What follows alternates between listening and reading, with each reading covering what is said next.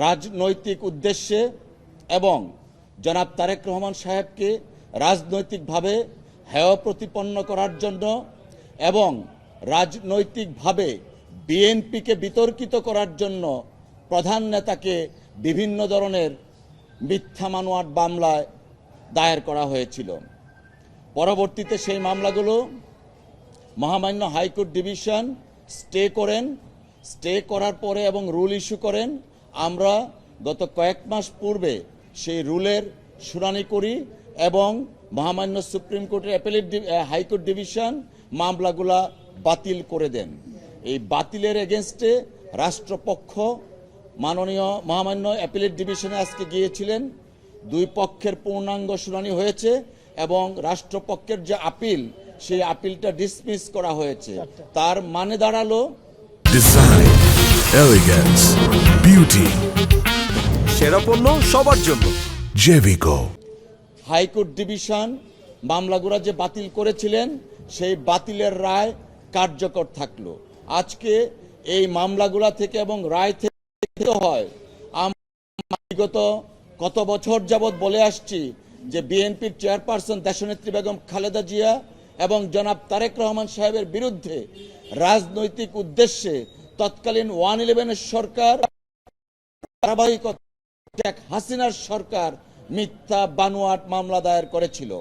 আজকে মহামান্য আদালতের সর্বোচ্চ আদালতের রায়ের মাধ্যমে প্রমাণিত হলো সেই মামলাগুলা মিথ্যা বানোয়াট এবং মামলাগুলার কোনো আইনগত ভিত্তি ছিল না, ইনগ্রেডিয়েন্টস ছিল না, যে কারণেই মামলাগুলা বাতিল করা হয়েছে। ধন্যবাদ। রাষ্ট্রপক্ষ থেকে যে কথাটি বলা হয়েছে, হ্যাঁ, রাষ্ট্রপক্ষ থেকে যেটা বলা হয়েছে যে মামলার এফআইআর আছে 1 কোটি টাকার চাঁদা দাবি, কিন্তু কে চাঁদা দাবি করেছেন সেটা নেই।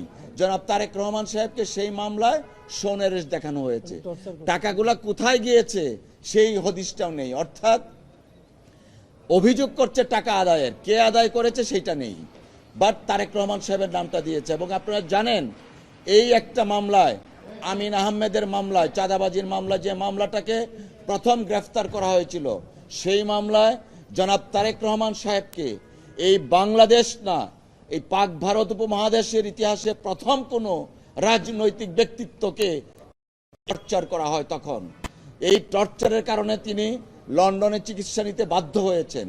অর্থাৎ মিথ্যা বানোয়াট মামলায় একদিকে যেমন রাজনৈতিকভাবে হয়রানি করা হয়েছে, ঠিক তেমনিভাবে শারীরিকভাবে এমন নির্যাতন করা হয়েছিল, উনি বেড রিডেন ছিলেন। দীর্ঘ 9 মাস তিনি বিনা চিকিৎসায় ছিলেন। পরবর্তীতে তত্ত্বাবধায়ক সরকারের সময় যখন নির্বাচনের আগে বাধ্য হয়েছিল ওনাকে জামিনে মুক্তি দিয়ে লন্ডনে চিকিৎসা প্রেরণ করাতে। টোটাল অবস্থার প্রেক্ষিতে একটা কথা এখানে খুব উল্লেখযোগ্য যে রাজনৈতিক নেতৃত্বকে, রাজনৈতিক ব্যক্তিত্বকে রাজনৈতিক কারণে বাংলাদেশে যেভাবে নাজেহাল করা হচ্ছে বা হয়, সেটা কোনো অবস্থাতেই গ্রহণযোগ্য না। আইনের শাসন কখনোই কায়েম হবে না যদি আইন তার নিজস্ব গতিতে না চলে। দেখুন, আমি আগেও বলেছি মামলা তারেক রহমান সাহেবের দেশে আসা না আসার সাথে সম্পৃক্ত না। কারণ জনাব তারেক রহমান সাহেব আমাদেরকে, সিনিয়র অ্যাডভোকেট সহ আমাদেরকে সুস্পষ্টভাবে নির্দেশনা দিয়েছেন ওনার প্রত্যেকটা মামলায় যেন আইনগত প্রক্রিয়ায় মোকাবেলা করা হয়। অর্থাৎ তিনি দেশের প্রচলিত আইন, আদালতের প্রতি শ্রদ্ধাশীল, সংবিধানের প্রতি শ্রদ্ধাশীল। যেহেতু মামলা তার নিজস্ব গতিতে চলবে, আপন গতিতে চলবে, অতএব মামলা আসা না আসার ক্ষেত্রে কোনো ধরনের কোনো প্রতিক্রিয়া বা কোনো প্রভাব বিস্তার করছে না। মামলা আপনারা জানেন 111 সরকারের প্রায় প্রত্যেকটা মামলায় বাতিল হয়ে গেছে। আর শেখ হাসিনা ওয়াজেদের সময় ওনার বিরুদ্ধে মানহানির মামলা দায়ের করা হয়েছিল 64টা ডিস্ট্রিক্টে। সেই মামলার প্রায় 36টা মামলা ইতিমধ্যে খারিজ হয়ে গেছে। এখন গোটা মিলিয়ে মানে ধরেন 18-19টার মতো মামলা আছে। উনি কেন দেশে আসছেন না? দেখুন, বাংলাদেশের রাজনীতিতে উনি একজন অত্যন্ত গুরুত্বপূর্ণ ব্যক্তিত্ব। ওনার দেশে আসার বিষয়টা উনি প্রয়োজনীয় পদক্ষেপ যথাসময়ে নেবেন। Thank you. স্যার, একটু ফিনিশিং দিয়ে দেন।